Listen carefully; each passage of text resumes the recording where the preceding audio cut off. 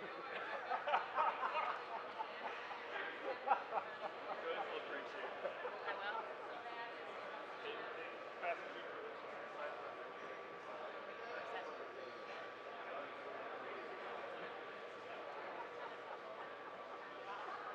Dude, how many of them will you introduce this year and stick with?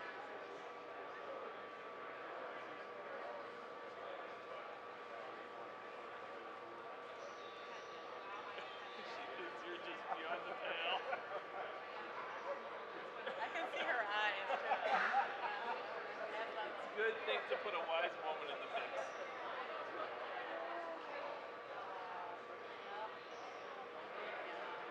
I know. Yeah, that do all their blue jackets.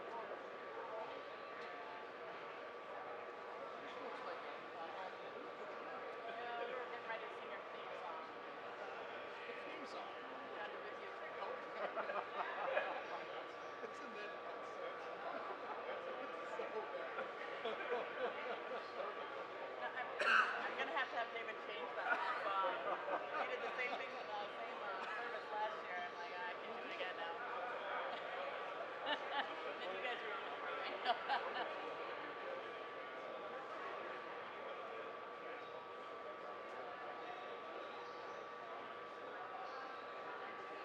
Sometimes it's not churches.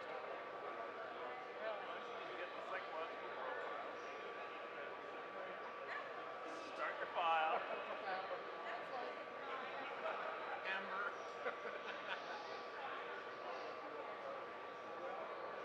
It's interesting. I got an interesting situation where it's the first time I worked with a church for the second time in 5, 6 years. But it's also the pastor, the same pastor, in different countries. Now he's there, he's somewhere else, and it's like interesting.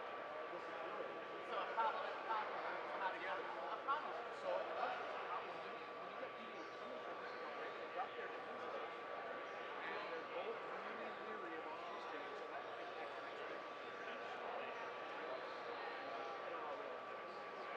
It attracts. But it is what it is.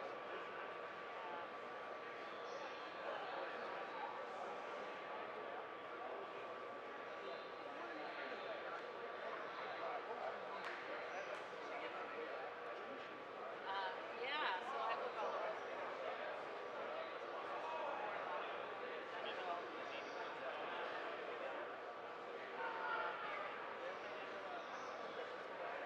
Back in the day, when we only went there for 4 years, we were in Drake, and then it was done. We're out in Peterborough, we spent about 4 years at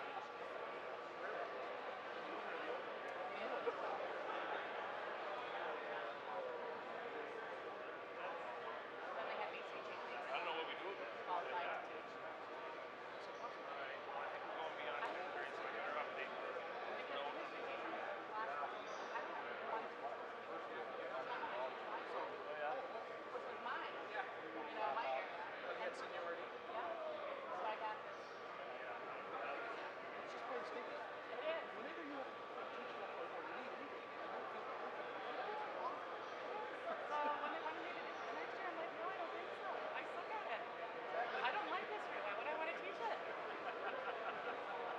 So I became a youth pastor. So yeah, there you go. Oh, he was better when it was where I was all. And I had taught for a year at Hamilton District. They hired me for Bible and music, teaching history and math. And did music before and after It's called bait and school. switch. Is what it is. Yeah. And I wasn't so good at it.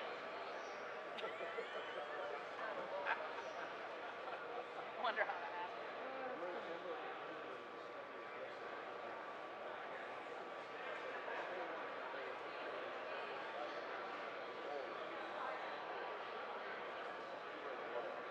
I was on a roll, and I was just like, you know what? And because music was before and after school, I didn't. I mean, so you have certain students, right? And I'd be like, I'm sorry, I got rehearsal at 9. I'm sorry, I got to, you know. So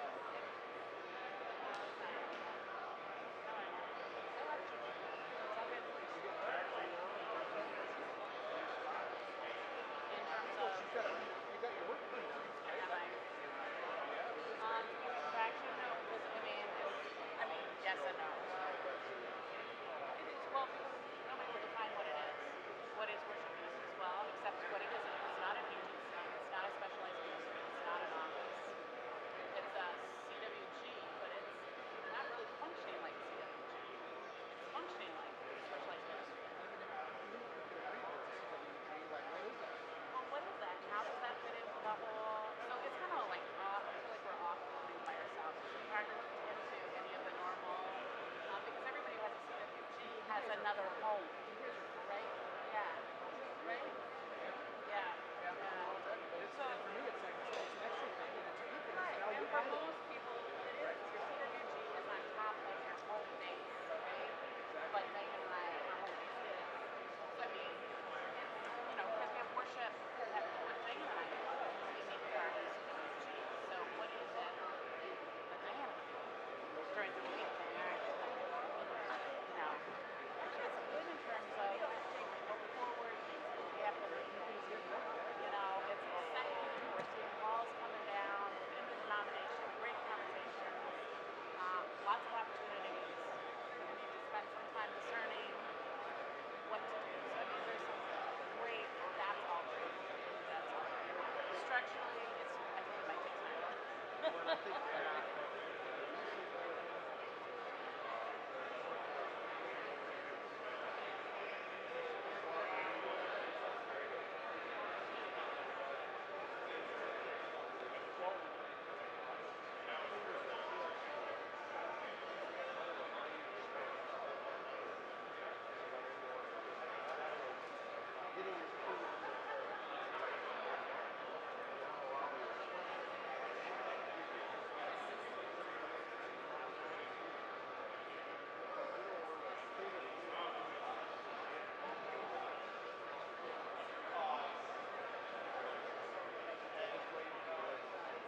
Right. Right. but that's the other side. The other side, okay, It impacts, right? Right. Because we, takes a lot of work to walk around. but, you know, we try to have conversations. Who are you? Do you have a budget? Do you have a what is it? Do you have this? Do I have a title? You got a job description? Um, but here, we want to have a conversation with you. That's really exactly.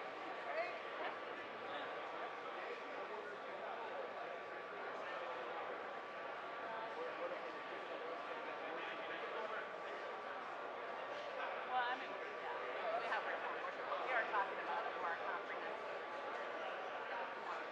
Which is all right. It would be nice to just have kind of everybody knew what the parameters were. You guys do too. Right. What are the parameters?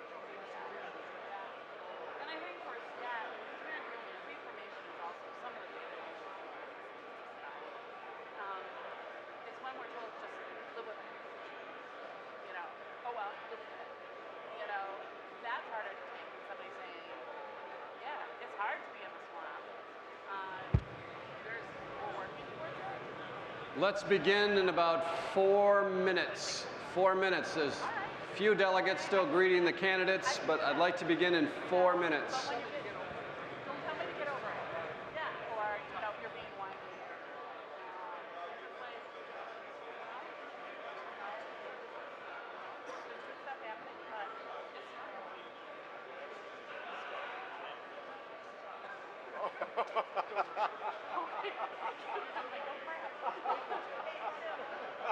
We just got recorded. Isn't that great stuff?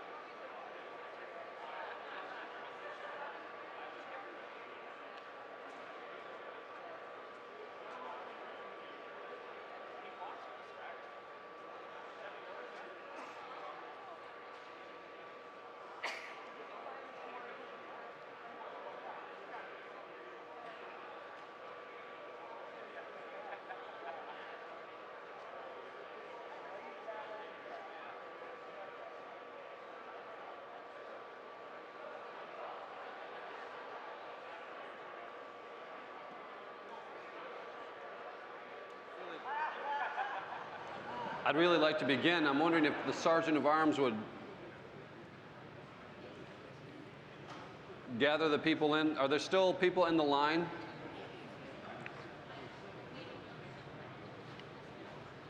You may have to get the shovel out. I just told her she wouldn't have to.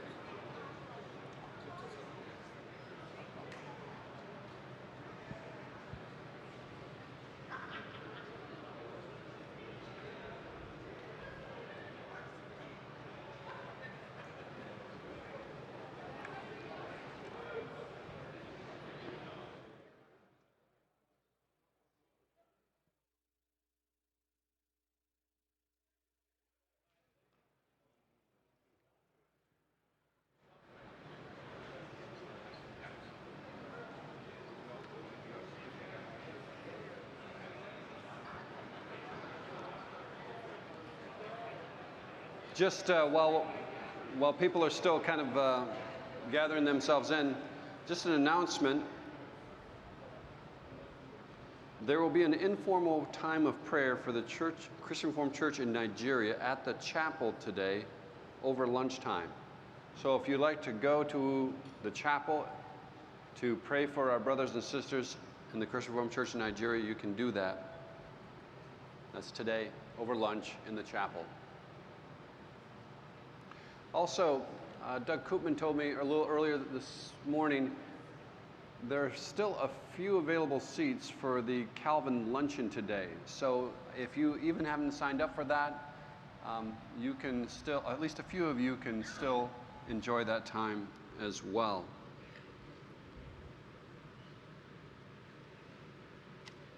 Are we all together? It looks like we're good.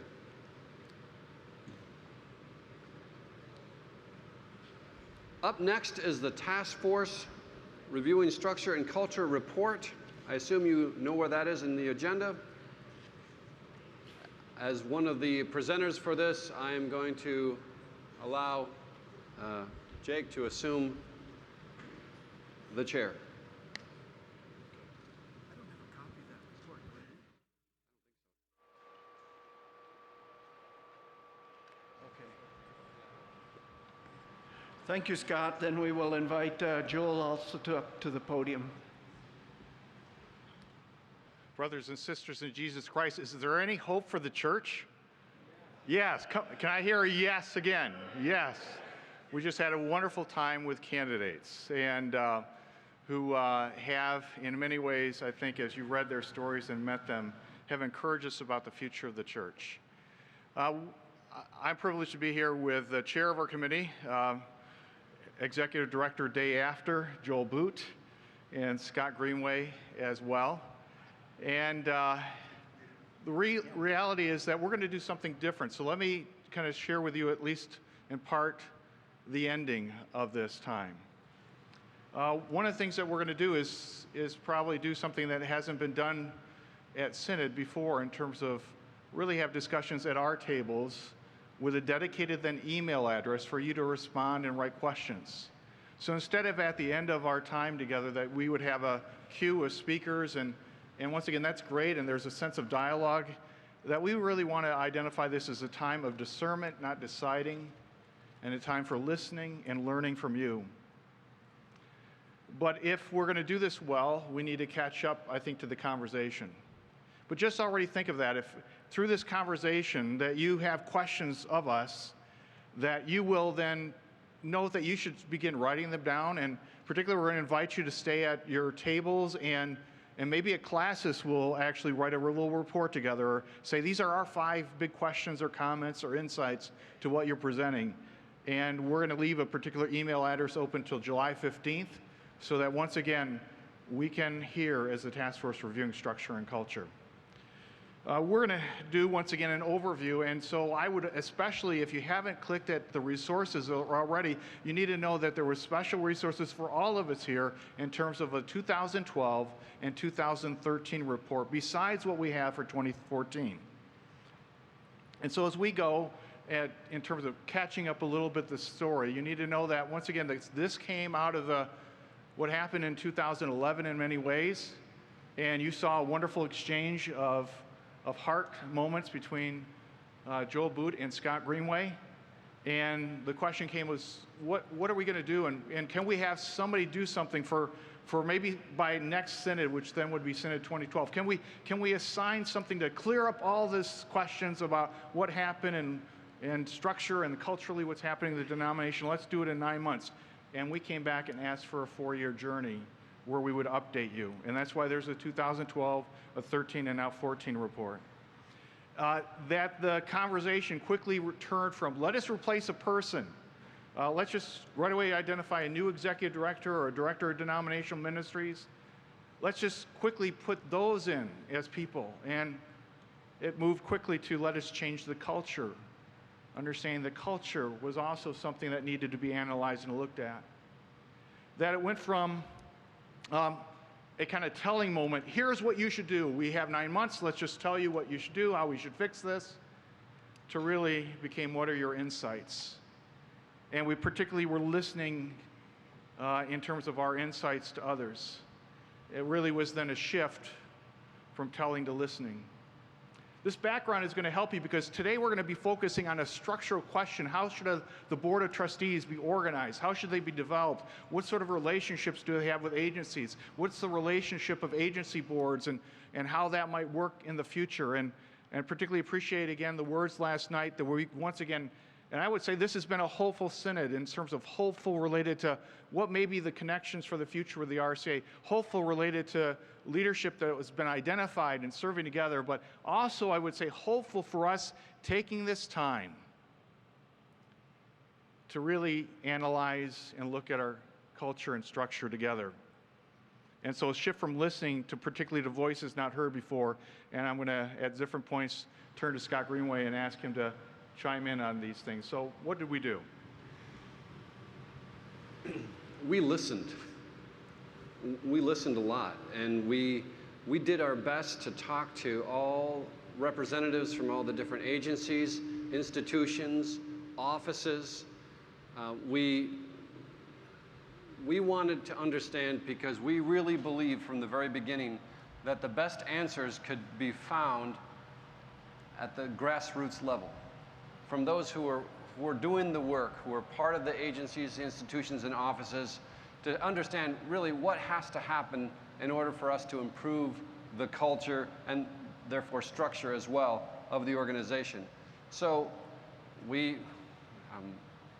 sat down with a lot of people. We set out questionnaires, and in many ways, our work was very much driven by that. When we looked and saw certain concerns being clustered together, we said, that's something that we need to focus on. That's something we hear consistently, and therefore we need to address.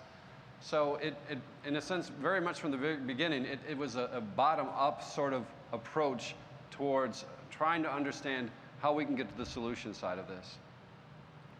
In a summary of that, you could find, particularly in terms of the appendixes. Now, I know when a report is given that people don't always look at the appendix, but especially for 2012, I invite you to look at those appendices and even note the contrary kind of conversation that was developing. And certainly as today is really a highlight for us in terms of having specific conversation with you as representatives of the church, that wider church. And we think there's going to be continued conversation. And certainly a little bit of our work was also introduced at different listening sessions of the Strategic Planning and Adaptive Change Team group in those conversations. We also, our really first task, 2012, was actually then looking at the position description for the executive director and shifting from what we might call a react and respond to really one of giving vision and voice. So that even just the last few years, we've been blessed by Reverend Joel Boot giving us a state of the church. Now, prior to that, it might have happened occasionally and the like, but specifically, if you look at the position description, there is the expectation that next year, Executive Director Stephen Timmermans will then speak to us and give us summaries and give us some outlines that, once again, pull us together in terms of our story of who we are and where we're going as the Christian Reformed Church in North America. It was a shift and was referenced last night from one person to developing an executive leadership team. And so we've been involved in those other position descriptions, working directly with the Board of Trustees as they've then taken some of our work and developed it. That there was also a naming of issues, we should note, that really began already resulting in changes in structure and culture within the church and including the denominational offices. It was not about changing it from 2850 to 1700. That was merely about making sure that trucks would not get in the wrong way at the location where the buildings are. It was really about helping us already begin moving forward. For example, you'll read the early reports that said, specialized ministries feels like an orphan. And we're looking, and we've seen develop of them finding a home together in connection with pastor-church relations. That the example of forming the collaborative work groups that you've heard a little bit about that span across ministries, and that's in keeping with our reports and encouragement, and particularly our insights in raising up the Evangelical Covenant Church and saying, their collaboration tables is something that we can learn from. And as a result of naming it and beginning living into it, we've seen structure and culture change. The issue of binationality, there's a big section in our report of last year, particularly that addressed that, which once again, the Board of Trustees and others are developing and leading to the reframing of the position of Director of Canadian Ministries. Last year, we voiced the desires to shift from silos to streams. And that was something that we did present at Synod in a very similar session before lunch, and that was endorsed by that Synod for us to discuss and discern within the church and its agency boards and planning groups.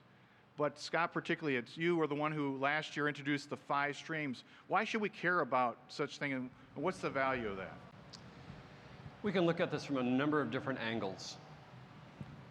But, well, let me do it. In the advisory committee where we were discussing this, one of the I think pastors said, how are we going to get this administrative structure in front of our young people? And I responded this way: I don't think our young people are really that interested in administrative structures. I think young adults especially are interested in causes, worthy causes. You want to get them fired up about something? Just tell them about a cause that is a kingdom cause, and that will work. But in terms of structures, not so much. So how do we change the conversation? How do we elevate the conversation, and how do we, for instance, talk about what the denomination is doing, not in terms of agencies, offices, institutions, but how do we take it one step up? How do we focus on principles, ideas, causes, purposes that really will capture the imagination, I think, of every generation? So instead of talking about the structure, we said, let's focus on what are we really about? What is it that the Christian Reformed Church is doing? How will we know if we're a biblically functioning denomination? Because we have a very big, broad kingdom view, right? So we said, what is it that we're about? And then we started to focus on 5 streams. As I mentioned last year, following the lead of the Evangelical Covenant Church, the ECC, they say 5 smooth stones. We say 5 streams. And so we came with a couple of 5 different areas that we said, this is what we're about. For instance, gospel proclamation and worship, yes. All right? Leadership development, servant leadership, yes. All along the board, this is what, for instance, will inspire excitement, we believe. And it's also a very handy tool. Let's just say, for instance, if someone joined your church, doesn't know anything about the Christian Reformed denomination, they say, what does the denomination do? You could point to these 5 streams and say, this is what we're about. This is what we're seeking to accomplish. And then throughout the conversation, you can say how the different offices, organizations, institutions, etc., fall in line with that, but focus on the big things. The big 5 streams will capture the imagination of the people. We've seen that in terms of just even naming, once again, those 5 streams, and they're once again in your report of 2013 specifically, we're still developing the language. We're still discerning what framework that we can give, but These streams are meant to be those that help us understand that they flow together, that there's different emphases and even currents, that there are faith formation, servant leadership, global mission, loving mercy, doing justice, and gospel proclamation and worship. And just a few things about that is Wi-Fi streams, it's an organic image rather than an organizational image. That we think really helps us understand that we're on this journey that we grow. And so using that organic image is helpful. It's a movement image instead of a maintenance focus. We are on this journey together and we are developing. And we desire to affirm ongoing ministry, but seek to have these ministries feed into each other, just like streams feed into a grand river, each other for growth and development. And as just noted, it's a step-up framing to help us connect what main focuses we have as local churches and as a denomination. Because one of the things we keep coming through, right, is we have great appreciation for our individual agencies and offices, but how does it connect to the local church? And can we find not only language, but I think linkage more clearly of how the denominational ministries are serving the local church? And so we need to come up with ways that help us identify those main focuses. And I love Scott's, it's a step up. It's helping us to see above a perspective. To summarize, we've seen a great deal of development in terms of culture and framing of that culture. But here we are. Today we desire to raise the topic of structure and particularly how the Board of Trustees is structured. And there is much in background that we identified. It's a long history, from 1971 going from 3 persons to a synodical interim committee. And I think there's also words of wisdom from last night in terms of that each generation needs to not only frame this journey together, but own this journey together. And maybe in terms of that we've actually, once again, come to a particular point that kind of structure that we were dealing with was not helping us in terms of the culture we wanted to develop and the relationship between them. We know that, and the phrasing's out there, that culture eats structure for lunch. But structure can be affirming and can help us develop our culture. And maybe we were coming to a point where once again we need to have some sense of not only the conversation, but the connection being stronger and marked particularly related to the local churches. A review of that history has tended toward 2 extremes. Centralization. Let's get rid of all, and I'm using language once again that is not in our report, but just to maybe for this moment, that let's just abolish all agency boards and offices in terms of their advisory boards, and let's just have one board of trustees that directs that all. Or a decentralization, let's take out the board of trustees and just go back to those local boards and offices and advisory teams. And yet we, I think, understand that the first has some real concerns, the second has some real concerns. There are strengths and weaknesses, and particularly in the agenda for this year, we invite you to understand that we try to lay out some of the strengths and weaknesses, particularly at page 361 of the 3 options that we're going to lay before you. And there is, if you get to 361 especially, then turn to 378 and see those interactions between the 3 models that are there. And once again, our discussion at tables will be discerning. What's some of the strengths and weaknesses we could see? If there is something new, a third way, which is really what we're asking, is there another way besides those 2 extremes? Is there another way that we could see forward? And for some of you, you're going to say, well, after this synod, I don't know what we did. I hope you'll return to say we were a hopeful synod, we were a discerning synod, and we were a synod that, once again, knew the value of deciding by conversing well together. We understood the value of not only making decisions, but seeking to be in a time of discussion and discernment.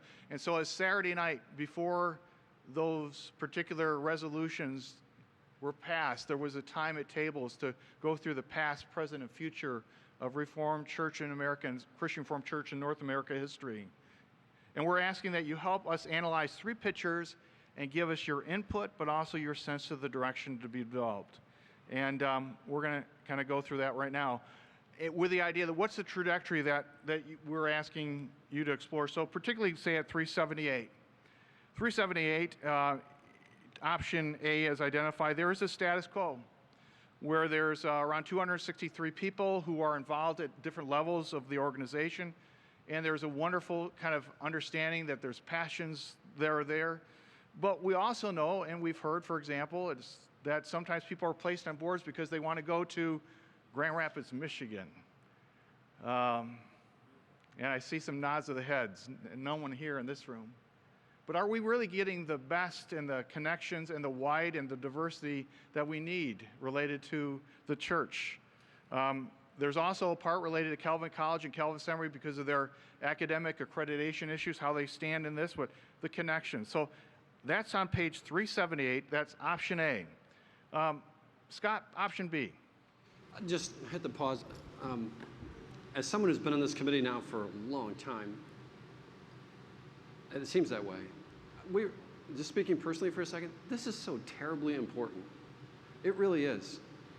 How you can help us by just giving us some solid feedback here, because this is a huge deal. I mean, we're talking about restructuring and looking at, okay, how will the Board of Trustees function? Or was someone going to suggest throw the Board of Trustees out? We need your help. We need some solid feedback here because from the beginning, this has been let's listen to the people because that's where the answers are going to be found. And really, I'm just imploring you to do the same thing right now. And you'll have that opportunity in a moment. Option B, you see it there. The Board of Trustees will remain 15 representatives from Canada, 15 from the United States. Notice the Board of Trustee Advisory Councils, which is World Missions, Home Missions, World Renew, Back to God, Ministries International. Then you notice the continued dotted lines because of accreditation issues with the Boards of Educational Institution. And notice too the department directors. Disability concerns, chaplaincy and care, pastor-church relations, race relations, Office of Social Justice. Please note the notes underneath. Board of Trustees and agency boards both receive delegated authority from Synod. The Board of Trustees has 30 members, 15 U.S., 15 Canada, as I mentioned, and the Executive Committee would remain the same. This, again, is a slight shift, but it's a strengthening of the role of the Board of Trustees. The Task Force Reviewing Structure and Culture is the Task Force of Synod. I should have started with that. That actually then that person who was identified as the chair and leader of that task force is sitting between us, Scott and myself, Joel Boot. He then began to work with what groups, what persons could maybe serve, and that's one of the reasons why we're here, to serve. And we're particularly want to raise that we're serving Synod. And we're serving you as the embodiment of the church. So as you look at the consistency between all three options that are there, it's the congregations, the classes, Synod to the Board of Trustees. And so turning to option C. Option C is one that we developed because of different conversations, including when different things have happened in the church that people said, who are the Board of Trustees? I don't know who they are. How are they formed? Who has identified them? Who identifies them? Who elects them? And it really is through a Synod process. But as the transitions of the last 40 years have occurred, and desiring once again to be able to have appropriately sized tables for conversation and for decision making that show the breadth and depth and diversity of the church well, and have great conversations as a way, once again, discerning together, that there was a disjunction. It was known at the time. We're going to take classes and put them into regions. And, we'll hope that that regional representative from that area will then be able to articulate well when things are going positively and when things are needing explanation and direction.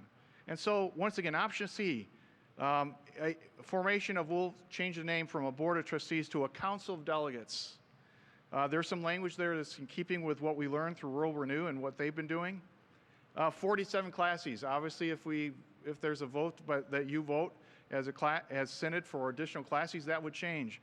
Having then 12 to 15 as a number, for example, for at large, so that we could get some of those specializations and and representation that would be helpful. But notice there clearly the linkage between this Council of Delegates and ecclesies. We still want to make sure that people have, who are passionate, for example, about disability concerns or world missions or back to God or home missions, there will be a place for them. There's a way for advisory councils to function, and once again, maybe have representatives from outside even the Council of Delegates come together, including then those within the Council of Delegates. And an executive council, similar to many of us have churches that there's a large council and an executive council, and once again, we understand the tensions there, but how that council would then serve the wider Council of Delegates, and once again, be a servant to the conversations related to the church. We've overviewed those three pictures of those three options, and I know that we've gone through this quickly. A couple things specifically. We, Scott and I, particularly with Joel, have had the opportunity to do this before the Board of Trustees in May. We had the opportunity to do this before the Advisory Committee, and thank you for their conversation there that was helpful to refine us this morning. And if this is recommended, if this passes, then we will go to those agency boards and advisory councils as we did before and begin continuing the conversation with them. This is not about deciding, this is again about discerning. And that's why we want that dedicated email. I want you to write that down. It's going to be available all the way through July 15th. So if you have a thought like many of us will, like the day after that I wish I had put down or could share, do it. And we will sort through those, and we have a meeting July 22 where we're going to once again begin sorting through that conversation. You can make individual comments. We do ask, if possible, if you feel comfortable, that you identify yourself and your classes. You can make a classes report or a list, and maybe that's all it is today for you. It's going to be a listing. These are the 5 things I want to particularly make sure that the Task Force Reviewing Structure and Culture identifies. But we'd like our chair, Reverend Joel Booth, to maybe give us just an overview and a picture of where we hope to go.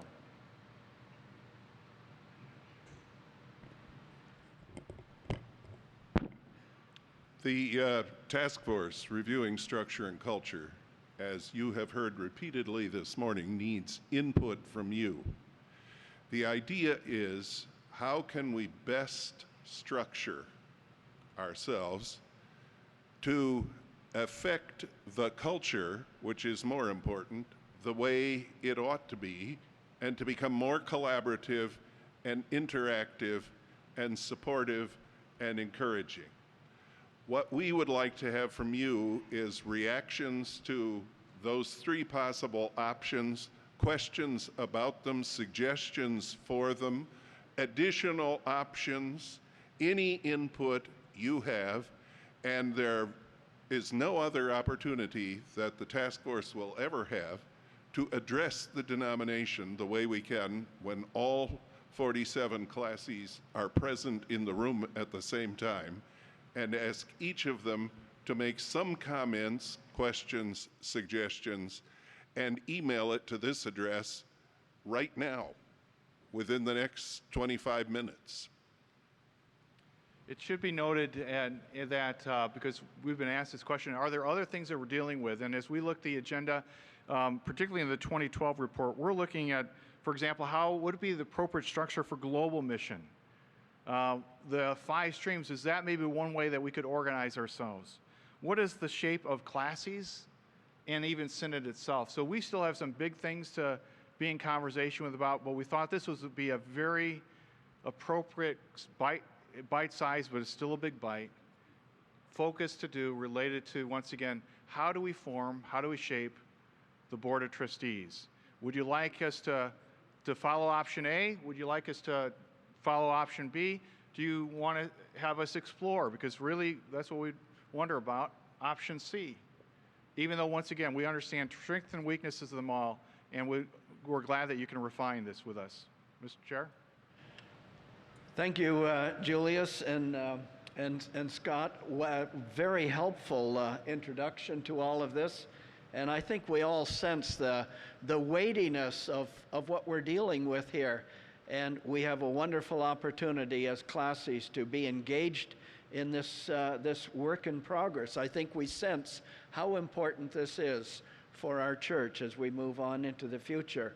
So let's get the conversation going around our tables, unless there are some specific questions that you have for clarity. Let's get going. All right? Then please have the conversation around your tables. Good job.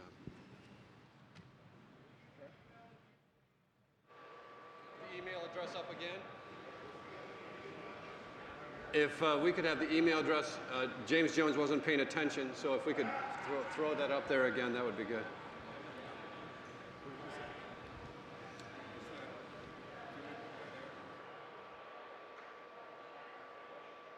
It's not gone. I just got it.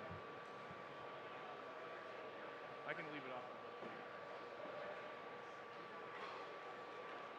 I can put it up.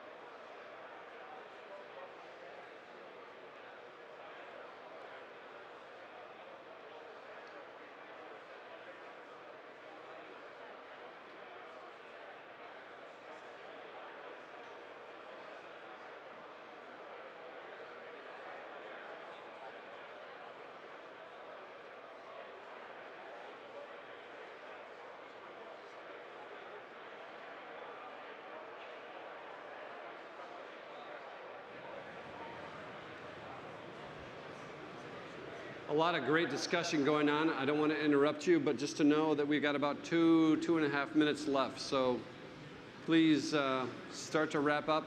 Again, please make use of that email.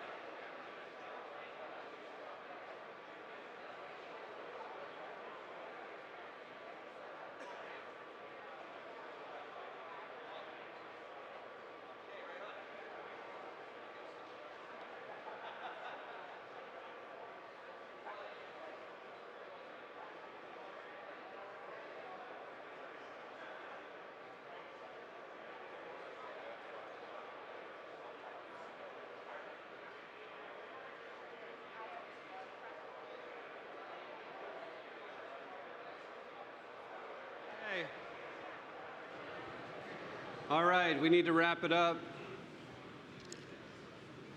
On behalf of the task force, thank you so much. I love the conversations that I was part of. I love what I heard. I love the intensity that is even going on right now. Thank you so much.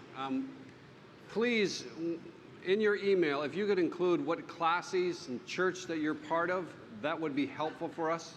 Just the classes that you represent. Jewel, any other information that we want from them? That's good. Looks like Joel would like to say something. Could I just tell you something? One of the, I don't even know where it came up, but as I wandered around, we got an idea. And the idea was to create a second address, and the banner will put that online later today, for anyone in the denomination. And the reason we came up with a second address is so we will know which ones came from Synod and which ones came from elsewhere. So do not be confused if you read that. The only difference is that the general one for the rest of the denomination would be TFRSC 2014 at crcna.org. Don't think you got it wrong. There are two, one for you and one for everybody else. Okay, I want to invite Jack Vanderhoff. I'm probably not hitting your name real well. He's got an announcement. Microphone 3. My name is Jack, and I'm a minister, but I can change if I have to, I guess. One of the joys of Synod is to meet friends from the past. I didn't say old friends, but friends from the past. And there are a group of us here from the class of 84, 85, and 86, graduates of Calvin Seminary, candidates in those years. A reminder that we're having our picture taken, meet over here before you go for lunch at this end of the room. Thank you. Also, Advisory 2 has withdrawn its recommendation found in Report 2D, Section 2. The committee will meet over lunch. Please meet by the drinks in the dining hall, and you will find, wait, is there a separate dining hall that I'm not aware of? So please meet there, and they're going to find a table, a place to meet. Okay?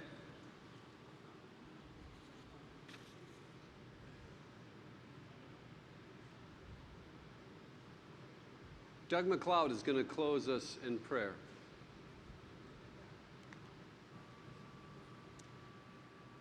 Doug McLeod, pastor from Grand Rapids East. Let's bow in prayer.